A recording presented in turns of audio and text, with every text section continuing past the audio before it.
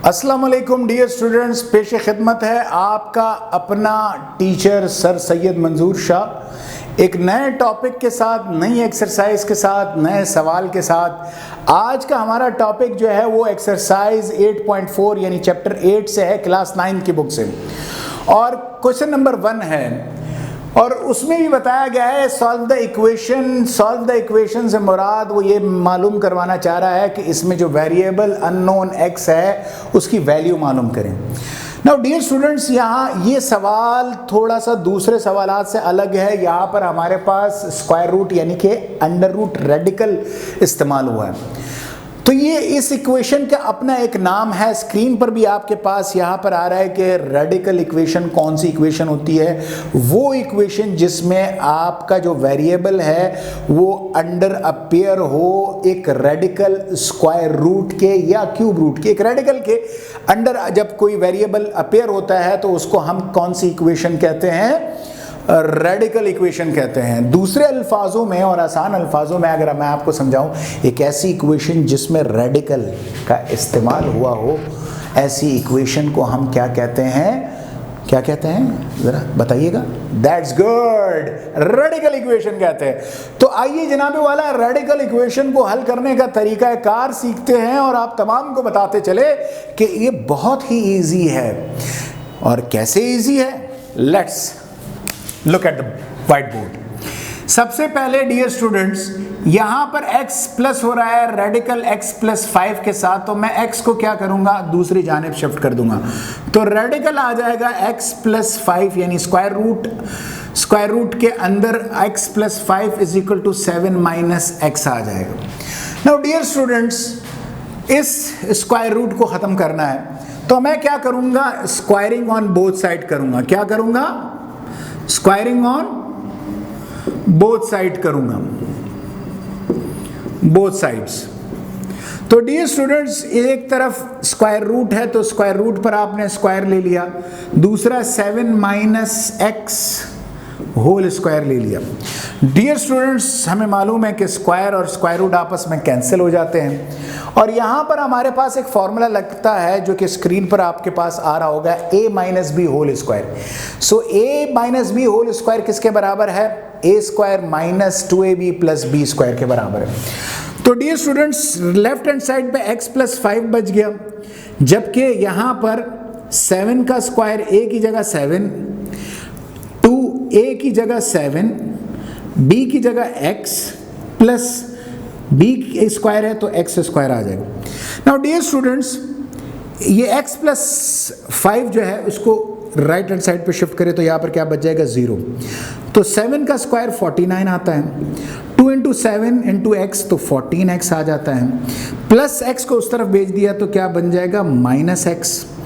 उसके बाद पहले ये ना लिखे, यही लिख दे x स्क्वायर, इस प्लस x और प्लस 5 को दूसरी जानिब भेजेंगे तो क्या बन जाएगा? माइनस x माइनस 5 बन जाएंगे। नाउ डियर स्टूडेंट्स, तरतीब के साथ लिखते हैं जो स्टैंडर्ड फॉर्म है। x स्क्वायर को पहले लिखा, minus 5x minus 14x minus x minus 15x आ जाएगा। 49 minus 5 plus 44 is equal to 0। Now dear students, ये इक्वेशन अब बन चुकी है क्वाड्रेटिक इक्वेशन। हम आपको इसी चैप्टर में सिखा चुके हैं कि क्वाड्रेटिक इक्वेशन की 4 तरीक़ाकार है। यहाँ पर हम पहले फॉर्मूला मेथड नहीं लग रहा, ठीक है, क्योंकि ये स्क्वायर बन रहा है, यहाँ ये स्क्वायर नहीं बन रहा। दूसरा, अब मिडिल टर्म ब्रेक करेंगे। मिडिल टर्म में क्या करते हैं कि 1 को 44 से मल्टीप्लाई करें, तो 44 से मल्टीप्लाई करेंगे 1 को तो प्रोडक्ट क्या आएगा? 44। अब माइनस 15 को 2 ऐसे हिस्सों में तकसीम करना है, 2 ऐसे नंबर्स में तकसीम करना है कि अगर मल्टीप्लाई करूँ तो 44 आ जाए और अगर प्लस या माइनस करूँ तो माइनस 15 आना चाहिए। तो डियर स्टूडेंट, उसका आसान ट्रिक क्या है कि हम उसके लिए एलसीएम लेते हैं। तो 2 से एलसीएम लिया तो 22, 2 से एलसीएम लिया तो 11, फिर 11 से एलसीएम लेंगे डायरेक्ट तो 1 आ जाएगा। तो 2 2 जा 4 और 11, तो 11 और 4 आपस में प्लस होंगे तो क्या बनेंगे? 15। तो मैं क्या करूँगा? X square minus 4x minus 11x plus 44 is equal to 0 आ जाएगा। नाउ डियर स्टूडेंट्स, अब हम दूसरे इस तरफ चलते हैं, मैं ज़रा ट्रिक को सब मिटा देता हूँ जो एलसीएम है। तो इन दोनों से, इन दो टर्म से मैंने क्या कॉमन निकाला, x को कॉमन निकाला, x -4 बच गया, -11 कॉमन निकाला, तो डियर स्टूडेंट x -4 बच गया is equal to 0। Now dear students, ये दोनों ब्रैकेट सेम होना लाजिम है, दोनों को बाहर लीजिए, x -4 x -11 is equal to 0। Dear students, ये जो दो वैल्यूज है, दो ब्रैकेट्स है, वो दो रियल वैल्यूज को जाहिर करता है, और दो रियल वैल्यूज मल्टीप्लिकेशन ऑपरेशन में कभी भी एक साथ 0 के बराबर नहीं हो सकते, तो आपने अलग अलग 0 के बराबर रख दिया। तो नाउ डियर स्टूडेंट्स, x -4 उस तरफ चला जाएगा तो +4, और x की वैल्यू -11 उस तरफ चली जाएगी तो x की वैल्यू क्या आ जाएगी डियर स्टूडेंट्स, +11 आ जाएगी। ये दो वैल्यूज आई हैं, ये दो x की वैल्यूज आई हैं। अब हमें ये नहीं मालूम, रेडिकल इक्वेशन में एक बात याद रखिएगा डियर स्टूडेंट्स, कि जो x के आंसर आते हैं, मतलब x की जो वैल्यूज आती है वो आंसर नहीं होते, वो सोल्यूशन सेट नहीं होता। हमें चेक करना पड़ता है कि कोई ऐसा नंबर तो नहीं है जो एक्सट्रीनियस रूट हो, एक्सट्रीनियस आंसर हो। एक्सट्रीनियस आंसर आपको बताते चले एक ऐसे आंसर को कहते हैं जिसमें x की वैल्यू को पुट रियल इक्वेशन में पुट करने के बाद वेरीफाई नहीं होता, तो ऐसे x की वैल्यू को हम एक्सट्रीनियस रूट कहते हैं, एक्सट्रीनियस आंसर कहते हैं। तो चलिए देखते हैं कि x की वैल्यूज वेरीफाई हो रही है ओरिजिनल सवाल में रखकर या नहीं हो रही है। Let's see. वेरिफिकेशन की आप क्या कर दें, हेडिंग डाल दीजिए, स्क्रीन पे भी आ रहा है। अब जो ओरिजिनल सवाल है उसे वापस लिखिए, x + √x + 5 is equal to 7। x की वैल्यू क्या है, 4, 4 पुट कर दीजिए x की जगह, तो 4 + 5 क्या हो जाएगा, 9। 9 किसका स्क्वायर रूट है, 3, किसका स्क्वायर है, 3 का स्क्वायर, अंडर रूट कैंसिल, तो 4 + 3 आ जाएगा, तो क्या आ जाएगा, 7 इज इक्वल टू 7, वेरीफाइड हो गया। तो इसका मतलब क्या हुआ कि सोल्यूशन सेट में एक वैल्यू तो 4 आएगी, एक्सट्रीनियस रूट ये नहीं है, ठीक। अब हम दूसरी वैल्यू को वेरीफाई करते हैं, 11 है, अब 11 पुट करते हैं,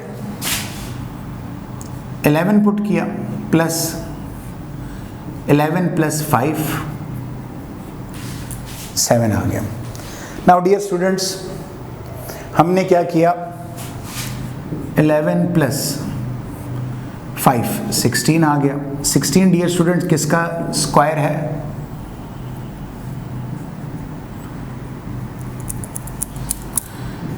4 का स्क्वायर है, स्क्वायर अंडर रूट कैंसिल, तो 11 + 4 आ जाएगा। नाउ डियर स्टूडेंट्स, 11 + 4 क्या आता है, 15, क्या आता है, तो 15 इज नॉट इक्वल टू 7 है। अब डियर स्टूडेंट्स, 15 बराबर नहीं है 7 के, तो इसका मतलब क्या हुआ कि जो x की वैल्यू 11 आई थी वो सॉल्यूशन सेट में नहीं लिखी जाएगी। वजह क्योंकि ये एक्सट्रीनियस रूट है, वेरिफिकेशन नहीं हुई, तो आप लिखेंगे सॉल्यूशन सेट क्या है, सॉल्यूशन सेट हमारे पास क्या है, 4 आया है, जबकि एक्सट्रीनियस जो रूट है, एक्सट्रीनियस रूट जो है वो हमारे पास क्या है 11। रीज़न क्योंकि 11 पर हमारे पास ओरिजिनल जो सवाल था, रेडिकल इक्वेशन थी, वो वेरीफाई नहीं हुई। डियर स्टूडेंट्स, उम्मीद करता हूं कि आज का ये जो टॉपिक है वो आपको बेहतरीन तौर पर समझ में आया होगा। आप इसका स्क्रीनशॉट भी ले सकते हैं, मैं एक साइट पर हो चुका हूं, और इस किस्म के मज़ीद जो सवालात है वो भी आप आने वाले वीडियोस में देखेंगे। आपसे एक रिक्वेस्ट है, वो रिक्वेस्ट ये है कि हमारी वीडियोस को ज़रूर शेयर किया करें, ताकि आप जैसे जो स्टूडेंट्स हैं वो और भी फ़ायदा उठाएँ। इस उम्मीद के साथ कि नेक्स्ट वीडियो में जब मिलेंगे तो बहुत ही अच्छे तरीके से मिलेंगे, आप भी सेहतमंद होंगे, हम भी सेहतमंद होंगे, आप भी अमन से होंगे, हम भी अमन से होंगे। अल्लाह आपका हामी व नासिर रहे। अस्सलामु अलैकुम व रहमतुल्लाहि व बरकातुहू।